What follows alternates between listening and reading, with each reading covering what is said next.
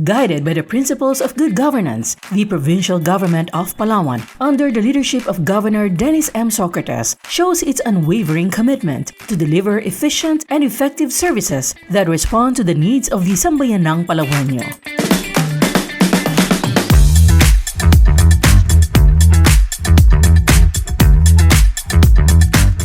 As the year 2024 draw to a close, here are the key highlights of the provincial government's accomplishment that translates the principles of good governance into reality. This is Serbisyo, Progreso, Sambayanan, the Provincial Government of Palawan 2024 Year-End Report.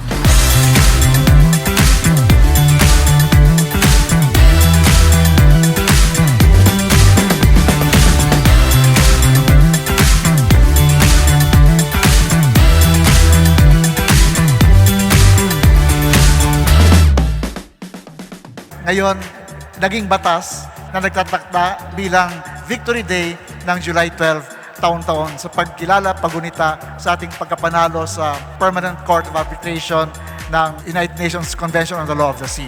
Makasaysayan ng araw na ito sapagkat ngayon natin nilagdaan at ngayon din ang kauna-unahang pagdiriwang ng sambayan ng Palawenyo ng Victory Day.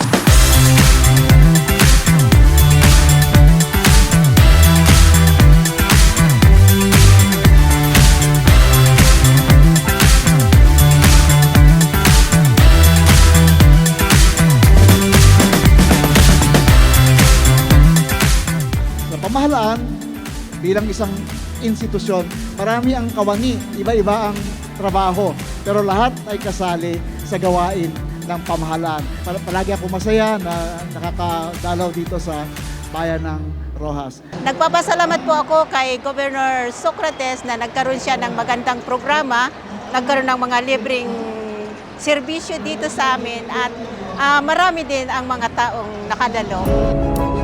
Maraming salamat po sa pagdating dito sa Barangay Bintuan na si Governor Socrates na nagpapasalamat po kami sa lahat na dahil po nagkaroon po ng mga medical pension po dito, dahil po kung pupunta pa po kami ng libre na po dito, napakarami pong pumunta dito at maraming salamat po. Ulat sa pamahalaan, hindi lahat ng pagpapasya ay nakasulat sa batas o malinaw na ito lang ang dapat. Maraming malaki ang larangan ng kalayaang pumili ng sambayanan.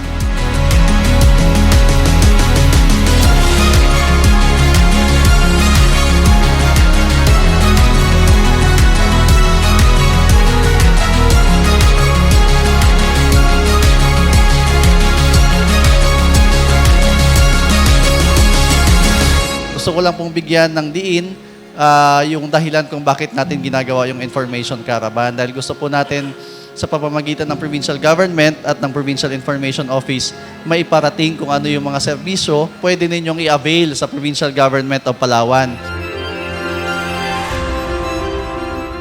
Karangalan ko pong tumayo sa harapan ng kagalang-galang na sangguniang panlalawigan at sa harapan ng sambayanang Palawenyo upang mag-ulat tungkol sa kasalukuyang kalagayan ng ating lalawigan mula sa punto de vista ng tanggapan ng gobernador. The improvement in the quality of life of present and future generations through the complementation of development and environmental protection activities. Ito ang hamon sa pamahalaan at politikal na pamunuan.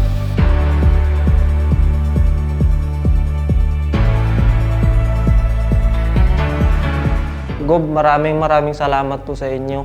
Natulong niyo po sa aming mga kabataan sa Palawan na makapag-aral po dito sa totoo lang po, Gob, hindi pa po namin nararating yung nakakapagtapos pero marami na po kaming experience na tulong dahil po sa tulong niyo. Sana po, Gob, wag po kayo magsawa na tulungan pa ang mga kabataan na katulad po namin na para makapag-aral po.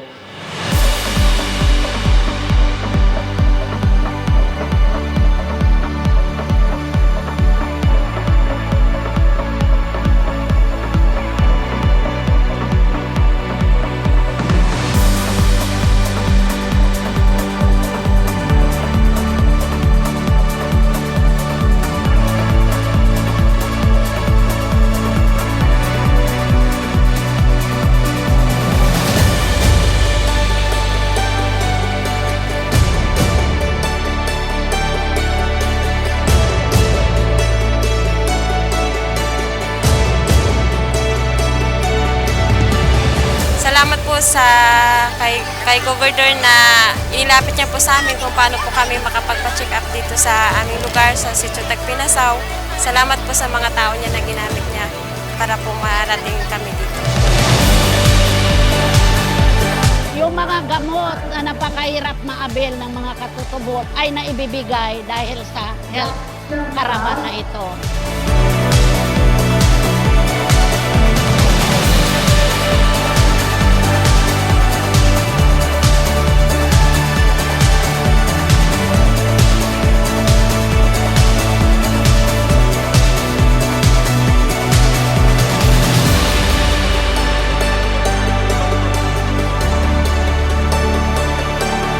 I am very thankful po and I feel so blessed po in behalf po of lahat po ng students of Brooks Point National High School dahil po sa financial assistance worth 300,000 pesos po para po sa Co-op Bata here po in Brooks Point.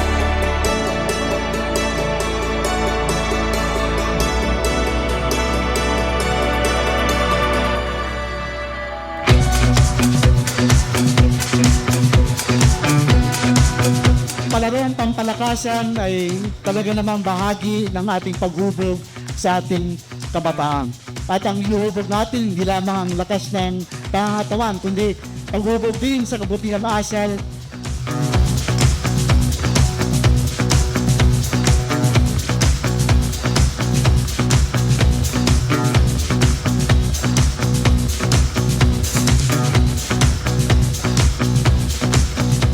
Sa pamahalaan, bilang isang institusyon, marami ang kawani, iba-iba ang trabaho, pero lahat ay kasali sa gawain ng pamahalaan, sa gawain ng kabuuan ng pamahalaan.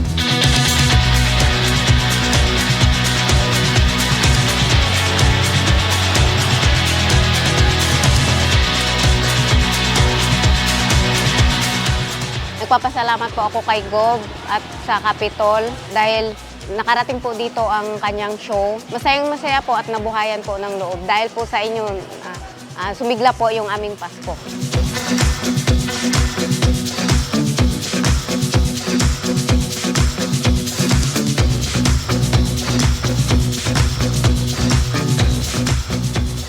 The project of Palawan Progress is a continuing one. It is obvious, however, that to achieve the goal of bringing Palawan from out of the forest and into the 21st century, we need all the help we can get from all quarters. That is why we are especially grateful to all of you who continue to foster concern and are very actively involved in promoting the common good of Palawan.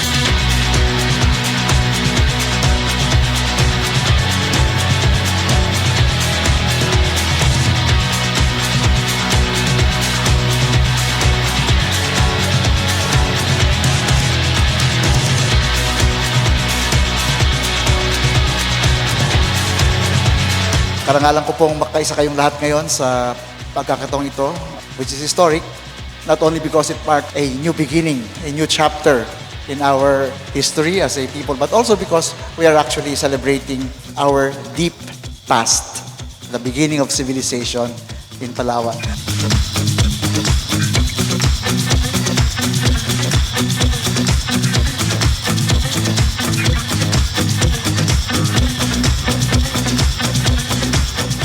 Layunin po ng kauna-unahang Palawan Culture and Art Summit na tipunin ang iba't ibang sektor, gobyerno man o pribado, na may kinalaman, may kaalaman, at may pagpapahalaga sa ating sining at kultura upang pag-usapan ang mga isyong kinakaharap, kasalukuyang kalagayan, at kung paano ito mapapangalagaan at mas lalo pang pagyayamanin para sa mga susunod na henerasyon.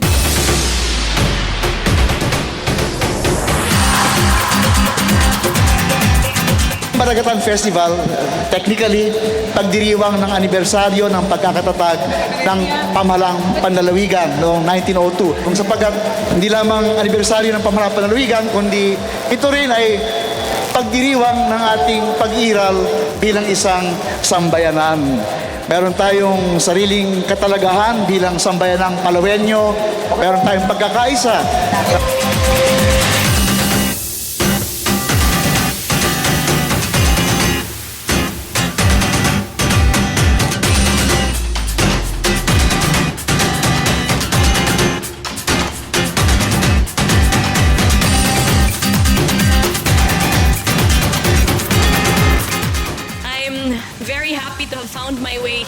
southern Palawan to fully appreciate and immerse in the wealth of heritage that the thousand upon thousands of years of existence of our ancestors finds proof. The purpose of the Philippine Experience Program is precisely to give emerging and lesser-known destinations an opportunity to give or get assistance from the national government as far as tourism development and promotions.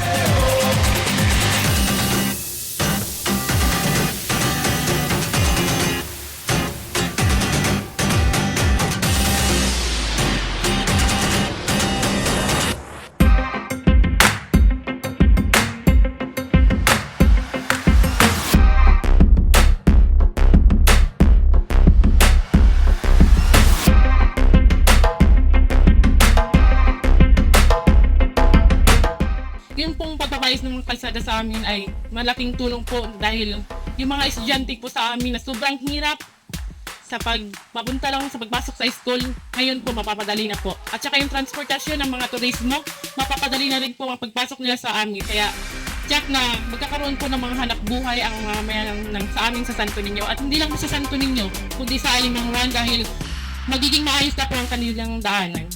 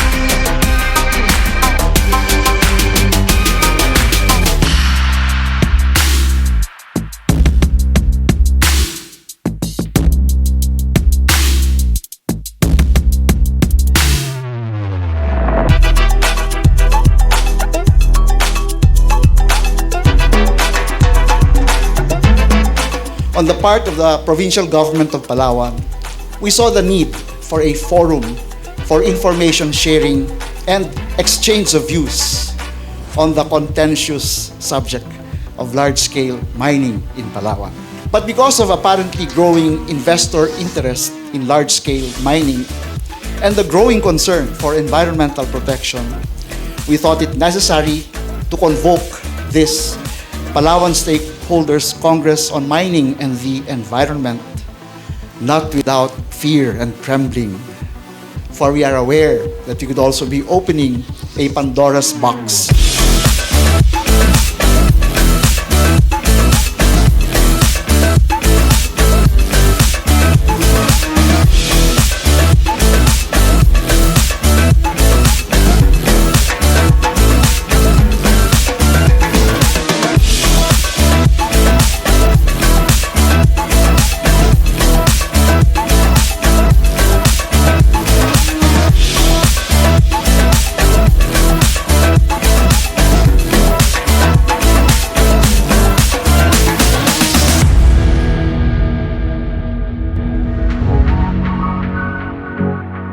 This afternoon is not just about awards. This is not just about recognition. This is a tribute to the excellence, resilience, and ingenuity that have shaped our dear province of Palawan and our municipalities. The journey to excellence is never easy.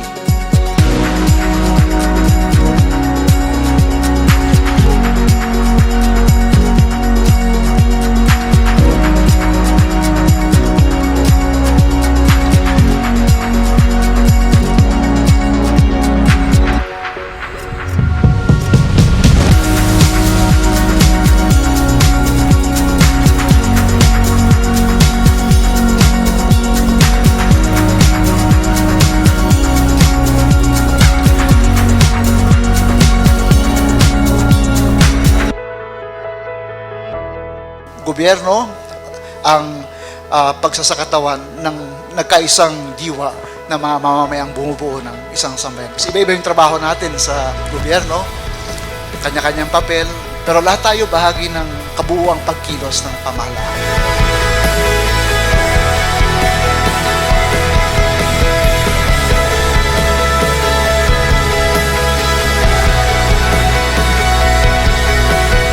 Panalangin nating magampanan natin ang ating mga tungkulin ng mabuti at ng may pag-ibig sa Diyos at kapwa.